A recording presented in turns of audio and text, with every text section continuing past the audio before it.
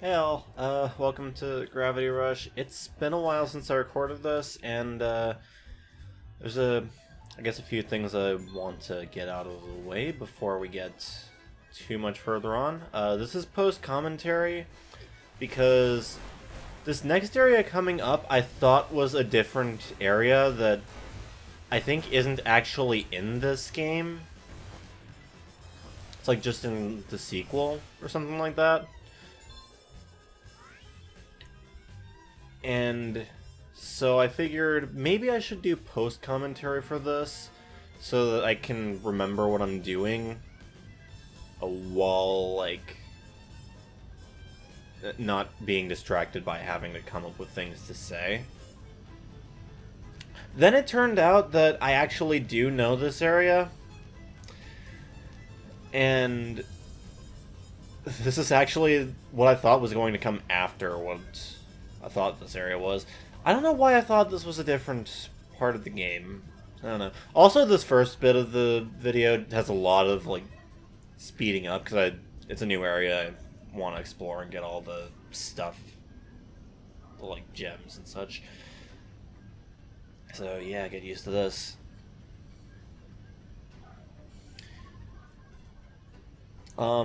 Also, you might notice if you're paying attention that there's a slight echo in the game audio.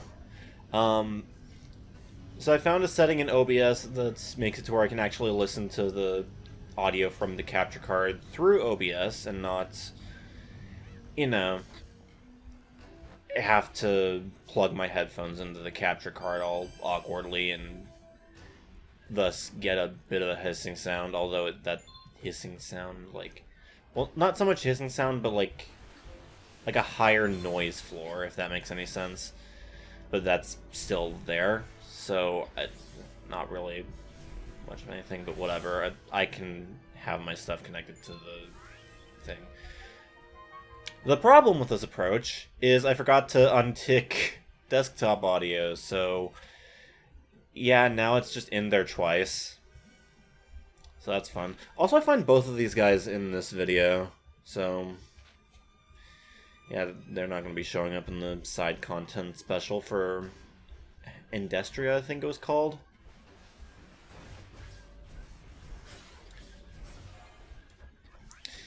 Yeah, while we're just here, wandering around, I guess a few things I could talk about.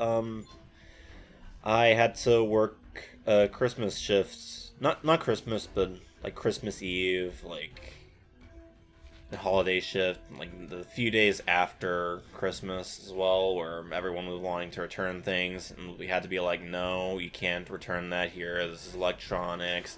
No, you can't return that here, this is electronics. For the first day we actually could, but, you know, not any other days.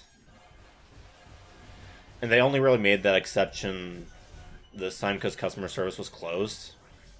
I don't know why, but yeah, they were.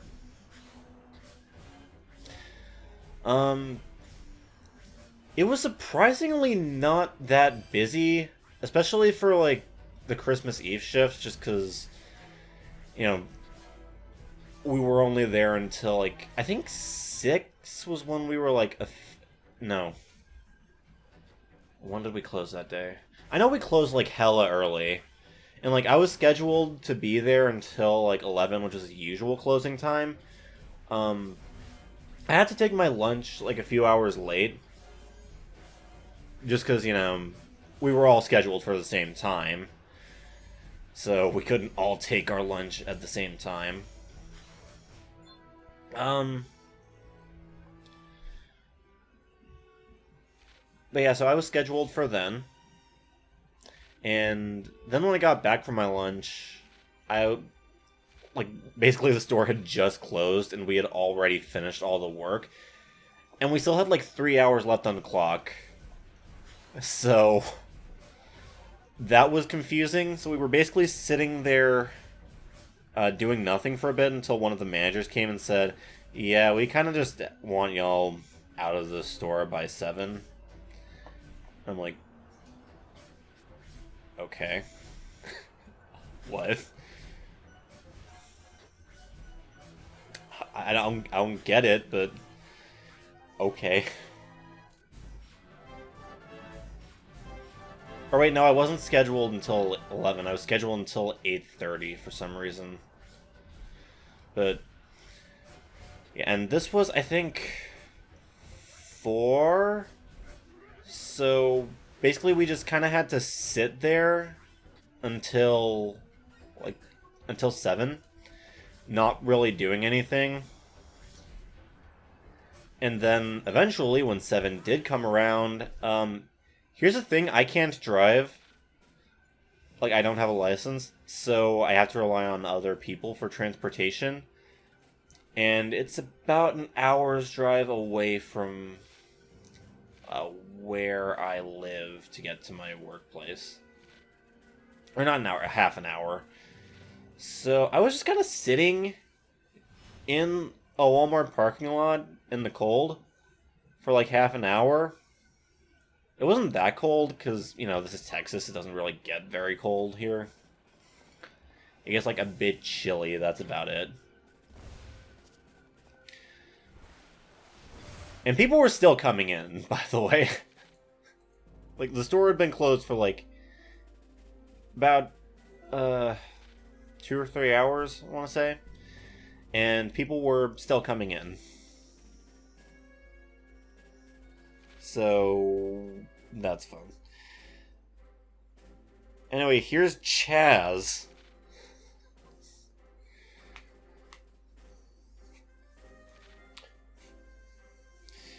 Yeah, not much to say for this opening bit. It's basically just a bunch of like preparation stuff that doesn't really amount to anything in the end. So I guess I can still talk about the other story I kind of wanted to mention. The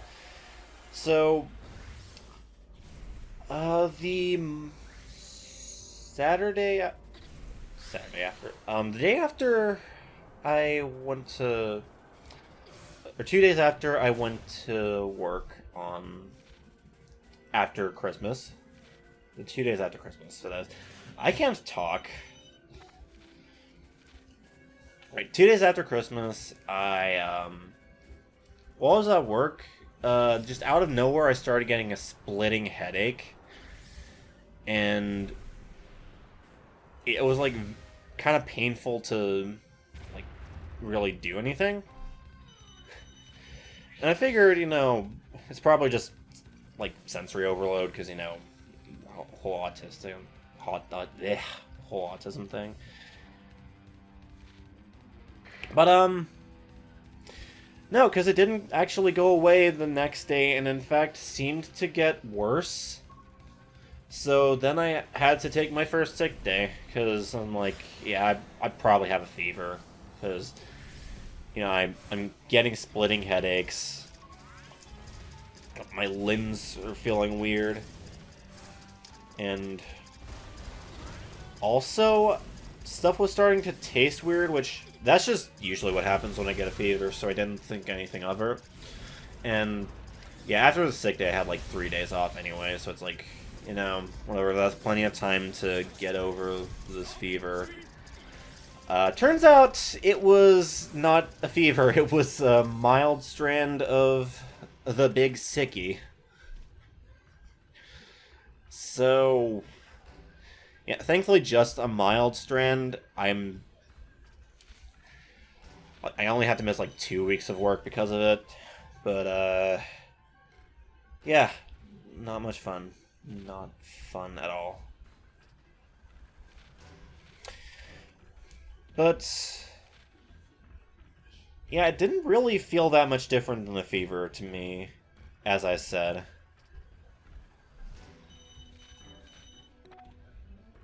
So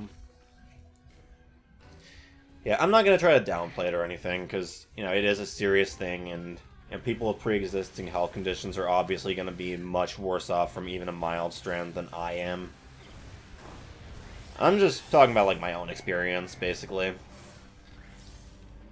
Which was fairly uneventful. It basically just meant I temporarily went back to the times of not having work and kind of just going insane slowly. Which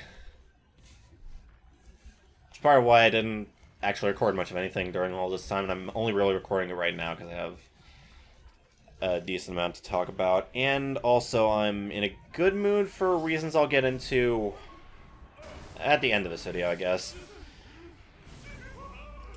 But, yeah, just because, like, I wasn't really in a good condition to record, and also, like, you know, having nothing to do and basically being forced to coop up at home even more so than I was back before I just didn't have a job. Kind of did a toll on my mental health for a bit there. But, yeah, that's about it. We're getting close to the interesting part of this mission in a bit. I don't think it should be too long now.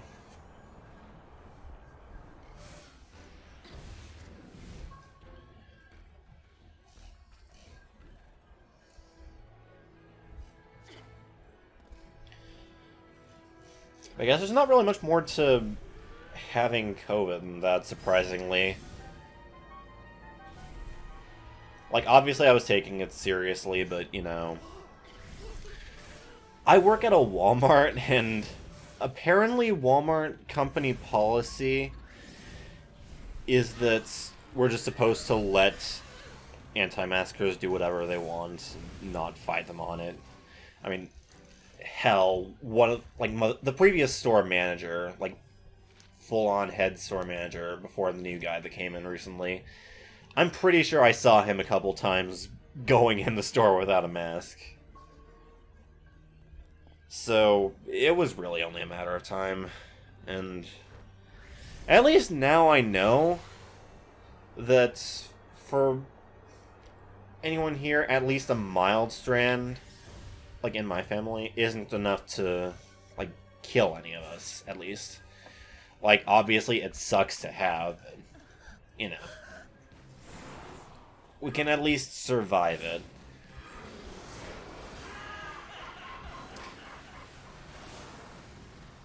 So yeah, here's the interesting part of the mission. 12 minutes into the video. So yeah, we're finally fighting Alias. And... yeah, this first bit is kind of weird because you're basically just, like, following him around, and you can't actually attack him right now, like, at all. Like, your attacks will do nothing until the second phase of this fight. Right now, you're just following him around, and occasionally he's summoning Nevi, and you have to fight the Nevi. It's not really anything.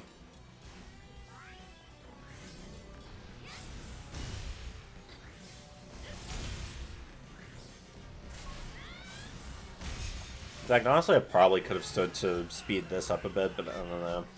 Kind of don't want to speed up, like, stuff where things are actually happening as, like, if I don't have to, I guess.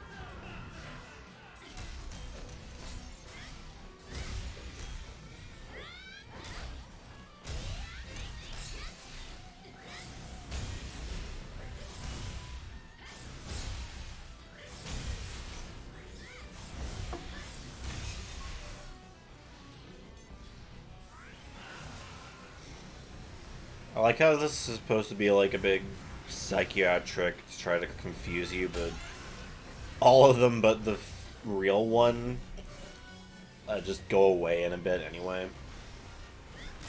And you're not even really, like, forced to tail him that closely or anything. There's no punishment for losing him.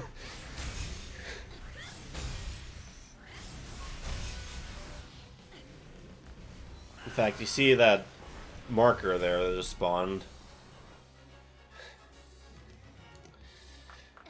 Yeah. So, now we're getting to the part where we can, you know, actually fight Alias.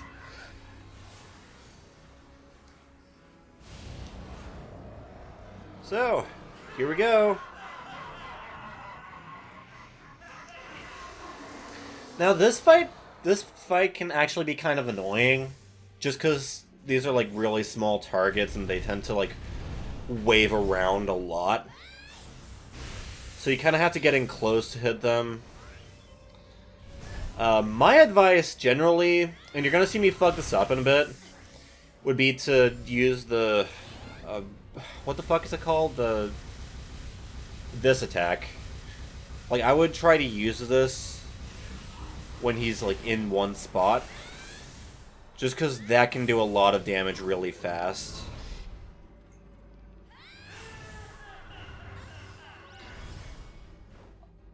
So yeah, this is probably the first boss that actually puts up a decent fight, but it's also still kind of easy just because, you know, there are health pickups all around the fucking place.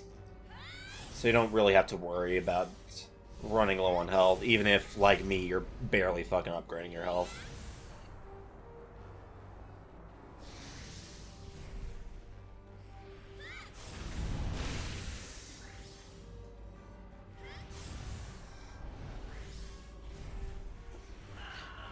But yeah, the strategy for this fight I admittedly didn't remember just because, you know, again, I've only actually fully played through this game once. So it took me a little while to figure it out again. And yeah, you'll see me trying to do this. This actually isn't as effective a strategy as I thought it would be.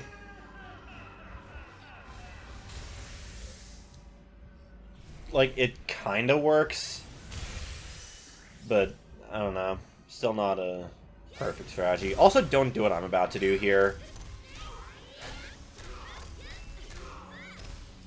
Well, actually, maybe do it if you don't have the what's it called? This, again. I should actually look up what that's called, because I genuinely do not know, and I don't think I ever did know.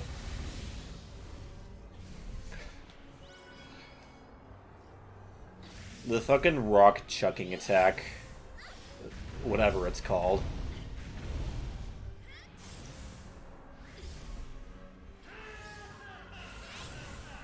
And yeah, I think this is about where I figured out what you're supposed to do here. Yeah, actually when he's like chucking those lava balls or whatever they are, that's actually a really good opportunity to get some damage in on him if you don't have the ball chucking attack ready. Also, its finisher's not remotely in the spot I expected it to be at, but oh well.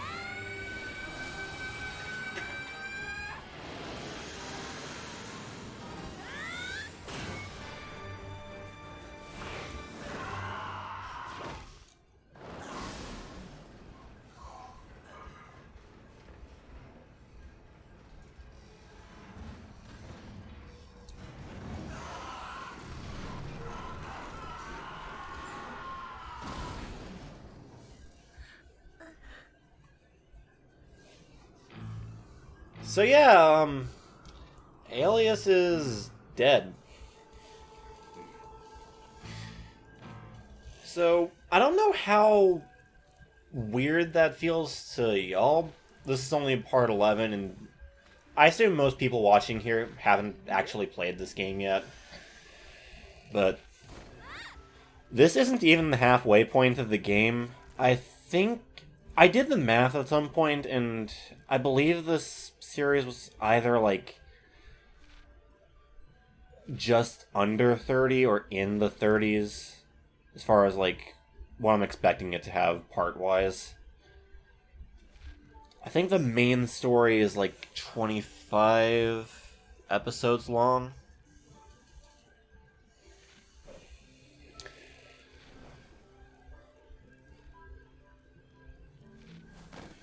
Also, say hello to a cutscene that was very awkward to have your parents walk in on. But yeah, but that'll be it for today's episode of Gravity Rush. Future episodes, depending on if I feel like recording this in the next little while, might actually not be on a PS4, because,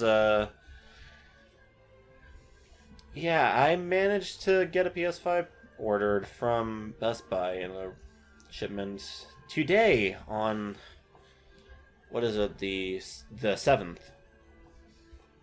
Although actually it's just coming up to the 8th as I record this, but whatever. This probably won't mean anything for any of y'all, but I'm happy about that. So, eat my shorts.